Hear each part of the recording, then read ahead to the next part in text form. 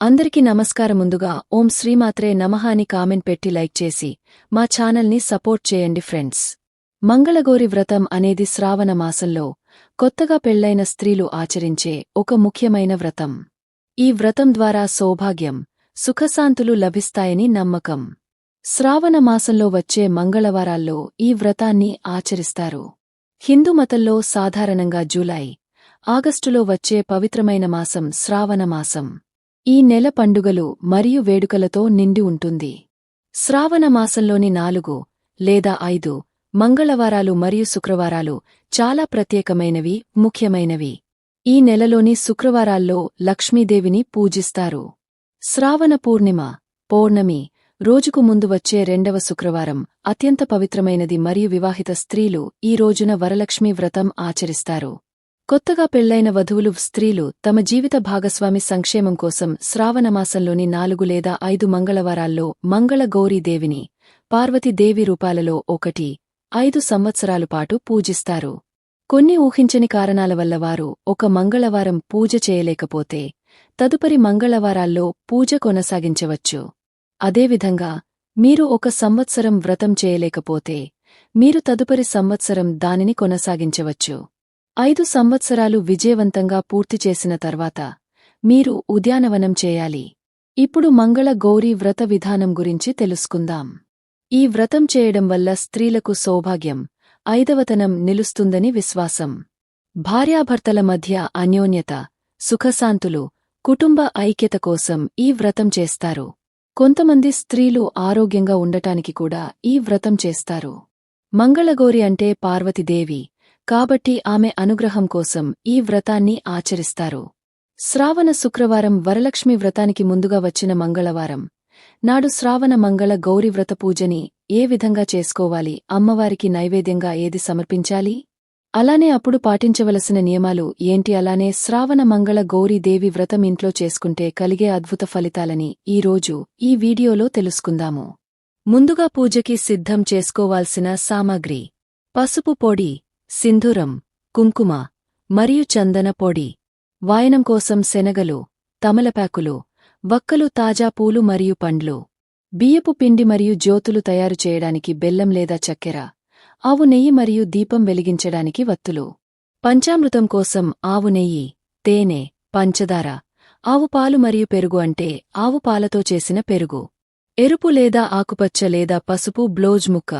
తోరం తయారీకి తెలుపు లేదా పసుపు దారం. కర్పూరం, అగర్బత్తి, పసుపు బియ్యం, అక్షంతాలు, హారతి పళ్ళెం, గంట మరియు ఇతర పూజా వస్తువులు. కటుక తయారీకి ఇనుప కత్తి. గౌరీదేవిని ఎలా తయారు చేయాలి, ఎలా అలంకరించాలి? గౌరీదేవి తయారు చేయడం మరియు అలంకరించడం అనేది ఒకరి కుటుంబ ఆచారమీద ఆధారపడి ఉంటుంది మరియు ఇది పూర్తిగా వ్యక్తిగత విషయం. ఇది ఒకరి అభిరుచి మరియు స్థోమతపై ఆధారపడి ఉంటుంది. మీరు మండపంపై వెండి లేదా రాగి కలశాన్ని అలంకరించి ఉంచవచ్చు లేదా గౌరీదేవి ఫోటోను ఉంచుకోవచ్చు.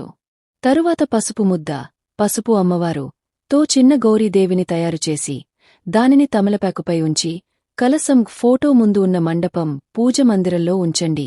పసుపు అమ్మవారిని గంధం, కుంకుమ మరియు పూలతో అలంకరించండి. పసుపు అమ్మవారిని భద్రపరచాలి మరియు 4 లేదా 5 మంగళవారాల్లో కూడా అదే పూజ చేయాలి. 4 లేదా 5 మంగళవారాలు పూర్తయిన తర్వాత పసుపు అమ్మవారిని తీసుకొని మీ మంగళ సూత్రాలు మరియు ముఖానికి మాత్రమే అద్ది, లేకపోతే మీకు తులసి కోట ఉంటే అందులో ఉంచండి. తోరం ఎలా తయారు చేయాలి?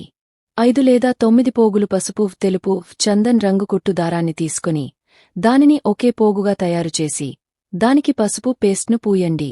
5 చోట్ల మీరు 5 పోగులు తీసుకుంటే లేదా 9 చోట్ల 9 పోగులకు ముడులు వేయండి. మీరు కోరుకుంటే ముడులు కట్టేటప్పుడు తాజా చమంతి లేదా గులాబీ పువ్వును ఉంచవచ్చు. అయితే అది తప్పనిసరి కాదు. బియ్యం పిండి జ్యోతులు ఎలా తయారు చేయాలి? శుభ్రమైన గిన్నెలో 5 కొలతల బియ్యం పిండిని తీసుకొని దానికి తురిమిన బెల్లం జోడించండి. మీరు మరియు మీ కుటుంబ సభ్యులు జ్యోతులు తినవలసి ఉంటుంది కాబట్టి రుచి కోసం మీరు ఇలాచీ పొడిని జోడించవచ్చు. ఆవు నెయ్యిని కొద్దిగా కలుపుతూ పిండిలో పిసికి కలుపుతూ ఉండండి. ఎక్కువ నెయ్యి పోయకండి.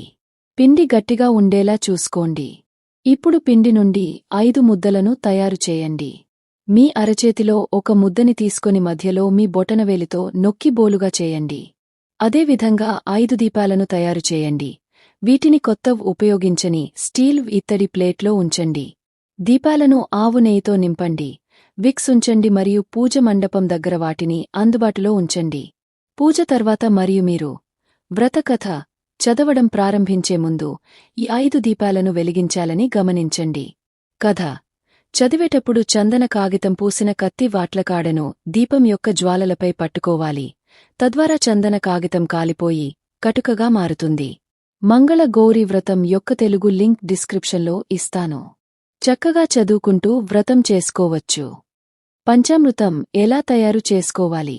ఆవు పాలు, ఆవు నెయ్యి, ఆవు పాలతో చేసిన పెరుగు, తేనె మరియు చక్కెరలను సమాన కొలతల్లో వెండి లేదా ఉపయోగించని స్టీల్ గ్లాసులో తీసుకుని బాగా కలిపి పూజ మందిరం దగ్గర ఉంచండి. పూజ నిర్వహించడానికి దశలవారీ విధానం. వ్రతానికి సిద్ధం కావడం చాలా శ్రమతో కూడుకున్నది మరియు సమయం తీసుకునేది. మునుపటి రాత్రి అమరికను పూర్తిచేసి పూజా మండపం దగ్గర లేదా మీరు పూజ చేసే స్థలం దగ్గర పూజా సామాగ్రి జాబితాను ఉంచడం మంచిది. మండపం దగ్గర ఉన్న ప్రాంతాన్ని శుభ్రం చేసి తుడుచుకుని రంగోలి ముగ్గు గీయండి. మీ ఆసక్తి ఇష్టాల ప్రకారం పూజగదిని అలంకరించండి. అయితే అలంకరణ కంటే భక్తితో పూజ చేయడం చాలా ముఖ్యం. వ్రతం రోజున ఉదయాన్నే లేచి వేడివేడి కాఫీ తాగా రిఫ్రెష్ అయిన తర్వాత తలస్నానం చేయండి. మీ కుటుంబ ఆచారం ప్రకారం సాంప్రదాయ పద్ధతిలో పట్టు చీరను కట్టుకోండి. పసుపు ముద్దను మీ పాదాలకు రాయండి. కాళ్లకు పసుపు రాసుకోవాలి. 5 వారిపిండి జ్యోతులు తయారుచేసి వీటిని ఉపయోగించని కొత్త వెండి పళ్ళెం, స్టీల్ పళ్ళెం మీద ఉంచండి. మీరు ఈ పళ్ళెంను విడిగా ఉంచి 5 సంవత్సరాలు ఉపయోగించవచ్చు. పూజ మండపం దగ్గర 5 లేదా 9 తోరంలు తయారుచేసి వీటిని సిద్ధంగా ఉంచండి. పైన పేర్కొన్న జాబితాలో ఇవ్వబడిన అన్ని ఇతర కొనుగోలు వస్తువులను పూజ మండపం దగ్గర అందుబాటులో ఉంచుకోండి. ఒక చిన్న దూదిని పరిచి నొక్కి 2 వస్త్రం తయారు చేయండి. పసుపు ముద్ద, చందన ముద్ద మరియు కుంకుమను పూయండి. వీటిని మండపం దగ్గర అందుబాటులో ఉంచండి. పంచామృతం తయారుచేసి అందుబాటులో ఉంచుకోండి. సంకల్పం కోసం ఒక టంబ్లర్ నీరు, ఒక చెంచా మరియు ఒక ప్లేట్, పంచపాత్ర మరియు ఉదారిని ఉంచండి. మీ కుటుంబ ఆచారం ప్రకారం నైవేద్యం సిద్ధం చేసుకోండి. అమ్మవారికి అప్పడాలు, వడపప్పు, పానకం, పాలు, పండ్లు ముఖ్యమైన నైవేద్యాలు చేసుకోవాలి.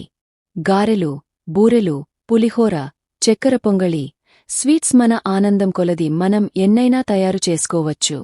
పసుపు ముద్ద, పసుపు గణపతి తో చిన్న గణపతిని తయారుచేసి దానిని తమలపాకుపై ఉంచి దానికి కుంకుమ రాసి పూజా మందిరంలో ఉంచండి. పసుపు పేస్ట్, పసుపు గౌరీదేవి తో చిన్న గౌరీ అమ్మవారు తయారుచేసి దానిని తమలపాకుపై ఉంచి కుంకుమను పూసి పూజ మండపంలో తగిన ప్రదేశంలో ఉంచండి. కత్తివ్ అట్లకాడ కొన వద్ద చందనం పేస్ట్ రాసి కటుక తయారీకి పక్కన పెట్టుకోండి. సన్నాహాలు పూర్తయిన తర్వాత పూజా సామగ్రి మీ దగ్గర ఉంచుకున్నారని నిర్ధారించుకోండి మరియు మండపం ముందు ఉన్న పూజా చాపపై తూర్పు లేదా ఉత్తరం వైపు కూర్చోండి. విగ్రహాలను రంగురంగుల పూలతో అలంకరించండి. నూనె దీపాలను వెలిగించండి, అంటే దీపారాధన, పిండి జ్యోతులు కాదు, మరియు అగర్బత్తి. ప్రాణాయామం చేసి సంకల్పం చేసి పూజ చేయడం ప్రారంభించండి. పూజ పూర్తయిన తర్వాత గౌరీ అమ్మవారికి తాంబూలంతో పాటు నైవేద్యం, తోరం, బ్లౌజ్ ముక్క మరియు శనగల వాయనం సమర్పించండి. తాంబూలం కోసం 3 తమలపాకులు తీసుకుని 2 అరటిపండ్లు మరియు 1 గింజ పొడి ప్యాకెట్ వక్క ఉంచండి. కత్తికి 1 తోరం కట్టి బియ్యం పిండి జ్యోతులు వెలిగించి శ్రావణ మంగళ గౌరీ కథ కథ చదవడం ప్రారంభించండి. కథ చదువుతున్నప్పుడు చందనం పూసిన కత్తి భాగాన్ని జ్యోతులు మంటలపై పట్టుకోండి. తద్వారా చందనం కాలిపోయి కత్తిపై మందపాటి కటుక ఏర్పడుతుంది. కథ చదవడం పూర్తయిన తర్వాత మీ కుడి మణికట్టుకు 1 తోరం కట్టుకోండి. ఇప్పుడు ఆహారం తీసుకోకుండా మీ కుటుంబ ఆచారం ప్రకారం 5 మంది వివాహిత మహిళలకు నానబెట్టిన శనగలు, 2 తమలపాకులు, 2 లేదా 3 పండ్లు, 1 పువ్వు, తమలపాకు, తోరం మరియు 1 తెల్ల బియ్యం పొడి జ్యోతితో కూడిన శనగల వాయనం ఇవ్వండి. ముఖ్యంగా తల్లికి లేదా అత్తగారికి వాయనం ఇవ్వాలి. మొదటి సంవత్సరంలో 5 గురు వివాహిత మహిళలకు వాయనం ఇస్తారు. రెండవ సంవత్సరంలో 10 మంది వివాహిత మహిళలకు ఆ సంఖ్య 5 గుణిజాలలో పెరుగుతుంది మరియు 5వ సంవత్సరంలో 25 మంది వివాహిత మహిళలకు పెరుగుతుంది. మీ దగ్గర తగినంత మంది వివాహిత స్త్రీలు దొరకకపోతే మీరు ఆ మొత్తాన్ని బుట్ట వాయనంగా ఒక వివాహిత స్త్రీకి మాత్రమే ఇవ్వవచ్చు. మీ ప్రాంతంలో, విదేశాలలో మీ కమ్యూనిటీకి చెందిన వివాహిత మహిళలు కనిపించకపోతే మీరు సమీపంలోని హిందూ ఆలయంలో దేవతకు వాయునం ఇవ్వవచ్చు. 4 మంగళవారాలు పూర్తయిన తర్వాత గణపతి మరియు అమ్మవారు పసుపు విగ్రహాలను పేస్ట్గా చేసి ముఖం మరియు మంగళసూత్రంపై పూయాలి లేదా సమీపంలోని నీటి వనరులో నిమజ్జనం చేయాలి. దీనిని పాదాలకు పూయకూడదు. నోము ఆచరించిన 5 సంవత్సరాలు పూర్తయిన తర్వాత మీరు ఉద్యానవనం చేయాలి. మీకు ఈ వీడియో నచ్చితే తప్పకుండా లైక్ చేసి షేర్ చేయండి. మరిన్ని మంచి వీడియోస్ కోసం మా ఛానల్ని సబ్స్క్రైబ్ చేయండి. ధన్యవాదాలు.